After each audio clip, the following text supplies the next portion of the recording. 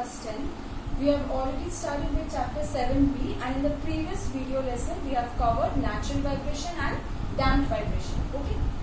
Now let's start with the forced vibration. Okay. Suppose you have a vibrating tuning fork. Okay. You have a vibrating tuning fork. Say you have strike the tuning fork against a rubber pad and it has started vibrating with its own frequency. Now you place the vibrating tuning fork on a table, a wooden tabletop. You will find that a large sound is produced. From where is this large sound made? Due to the vibration of the table. That means this was a tuning fork which was vibrating with its frequency. That means it's an external periodic force. When I am applying the external periodic force on the table, and when the table started vibrating due to the external periodic force, then this vibration is known as forced vibration. Basically that means when a body starts vibrating under the influence of some external periodic force, then the body is said to execute forced vibration. Okay? And obviously, why do we hear a loud sound when the table vibrates? Because the table has a larger surface area. So you have learned this earlier, that larger the surface area of the vibrating membrane, more is the loudness. So the loudness of sound is produced more. Okay? Fine. Now, for example, guitar. When you pluck the string of the guitar, you will find hollow box provided in the guitar also. So when we pluck the strings of the guitar, we are actually making the strings are vibrating now with their natural frequency. Fine. Now the vibrations of the string set the ear column inside the hollow box into vibration. The vibrations of the string in turn set the ear inside the hollow box into vibration. What is happening? Forced vibration. So a body is vibrating under influence of some external periodic force. Forced vibration. So what are the three forces present for forced vibration? First of all, restoring force. For any vibration it is necessary, otherwise the body won't vibrate. It needs this restoring force, the force which will compel it to return back to its original position. Then only it will start vibrating, right? Then is the resistive force. Why are we considering resistive force? Because it's not an ideal situation which we are dealing with. Ideal situation means natural vibration, where there is no resistive force. But we know that in nature, generally we find damped vibration, where there is always a resistive force present. And another one, what have we found? External periodic force.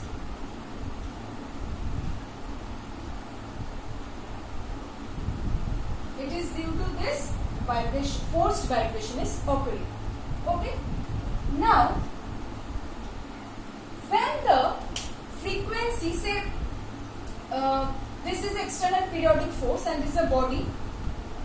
I have touched the vibrating body on this body, which is initially not vibrating, but this now starts vibrating due to this vibration. Now, if the frequency of this external applied force is very much less than the natural frequency of the body which will start vibrating, for example the tuning fork, when I have touched the tuning fork, vibrating tuning fork on the table starts vibrating with its own frequency. It will start vibrating with its own natural frequency, right? Every body has its own frequency of vibration, how it will vibrate. Now, if the frequency of the applied force is less than the frequency, very much less than the frequency of the natural frequency of the body which is executing the forced vibration,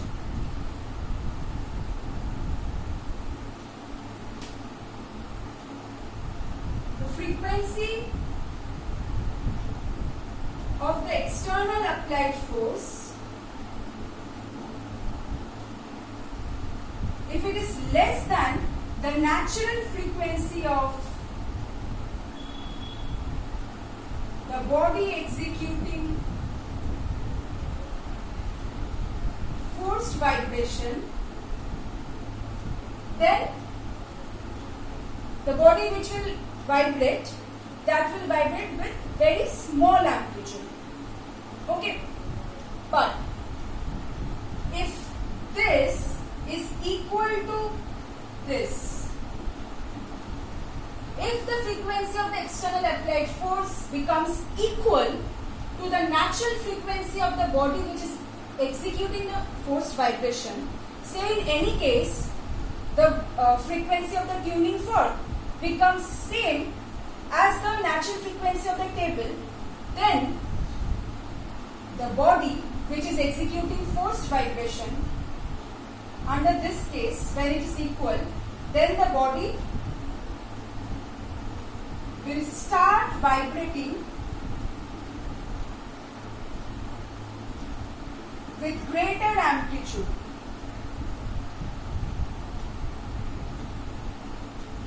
Under this case, vibrating with less amplitude, very small amplitude. But when this becomes equal to this, then the body starts vibrating with a increased amplitude. This phenomena is known as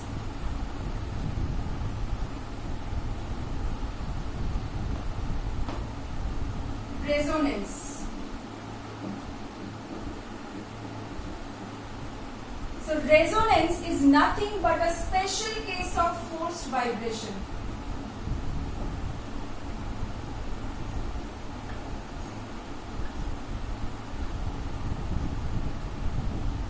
When the vibration, when the frequency of the external periodic force becomes equal to the frequency of the body which is executing the forced vibration, then the body starts vibrating with a very increased amplitude. Why increased amplitude? Because at that time, at resonance, when resonance happens, they share the energy between them. Okay, the two bodies, they will share the energy. That is why the body executing resonance, it will start vibrating with an increased amplitude.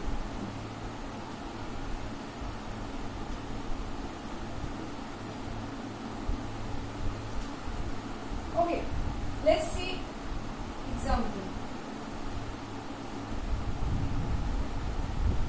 Suppose you have a rigid support from where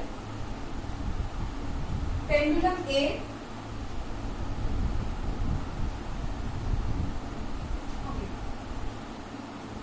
pendulum B,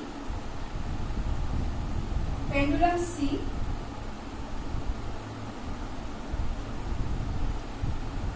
A and C are of the same length pendulum. Okay. B is longer than A, the effective length is longer than A, the effective length is shorter than A. Now tell me, if suppose I displace A slightly from its mean position, I am displacing A slightly from its mean position, what will it execute? What will you see first of all? That A will start vibrating. What is the vibration executed by A called natural vibration?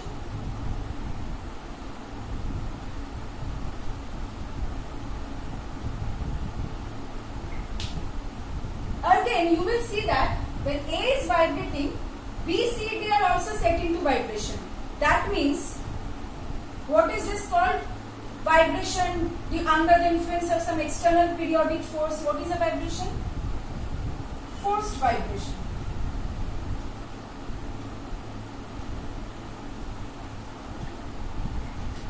Now let's see the differences between B, C and D. First of all, B is having effective length longer than A. So what have we seen?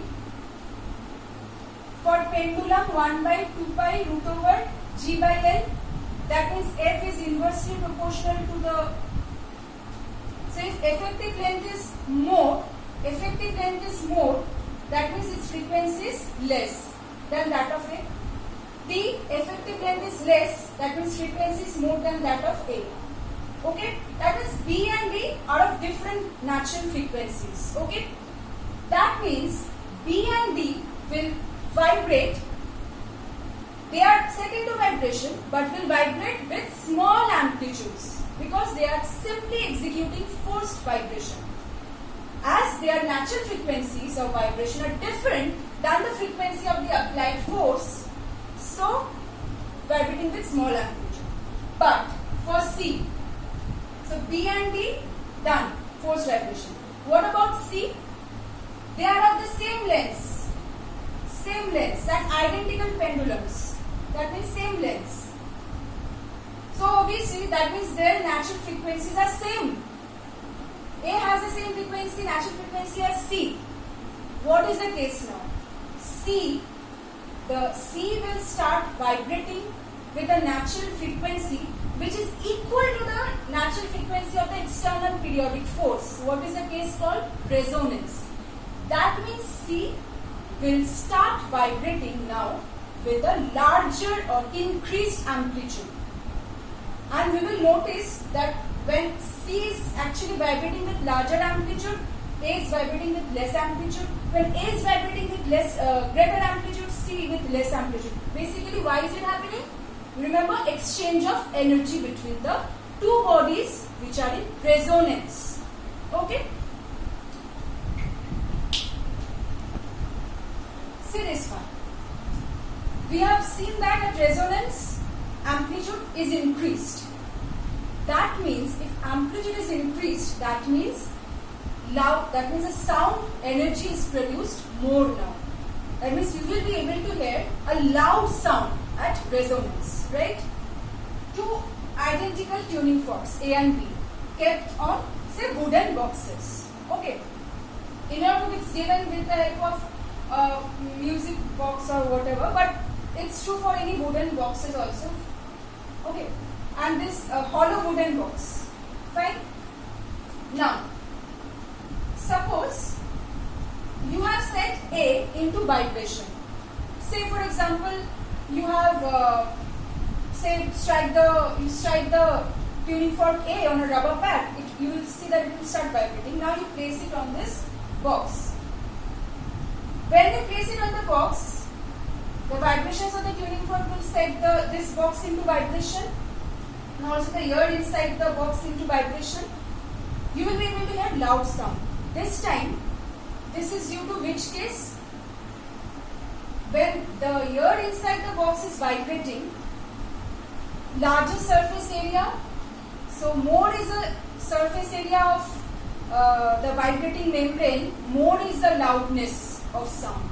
The factors affecting loudness in class 8 you have learned already. Now, the ear obviously inside the hollow box will pass on the vibrations to the ear inside this hollow box. This box will start vibrating, which in turn will set the tuning fork B into vibration. Now you will find B is vibrating with an increased amplitude and a very loud sound is produced due to resonance. We have used two identical tuning forks. So, natural frequency same. That means natural frequency of the body executing forced vibration, because this has set this into vibration. So forced vibration, and when the frequency of the external applied force is equal to the natural frequency of the body executing forced vibration, then we find resonance. And as a result, a loud sound is produced. You will find practical examples. Say, it is said that when the soldiers march on the bridge, they are asked to take short steps or break their steps, not march in large steps. Why? Because when the soldiers march in unison, say that they are marching in taking large steps. So, they are actually, periodic vibrations is produced because they are marching together at the same time. Now, if at one time, obviously when the soldiers are marching, their vibrations will set the bridge into vibration, the bridge will also vibrate. Now if, in any case, the vibration of the the steps which they are taking, they are marching, the soldiers are marching, and while they are marching, if the vibrations of their steps, the frequency matches with the frequency with which the bridge will start vibrating, that is the natural frequency of the bridge which will execute force vibration, then what will happen? Resonance. And as a result of resonance, the bridge will start vibrating with huge amplitude, and obviously it may collapse. In order to avoid that, soldiers are asked to break their steps while marching over a bridge. Okay. Then this is a practical example. You have some practical examples of resonance. Just go through that. Again, say for example, in vehicles, say the piston of a engine, it is vibrating. Now the piston of an engine is vibrating. Obviously when it is vibrating, it will set the other parts of the engine parts into vibration.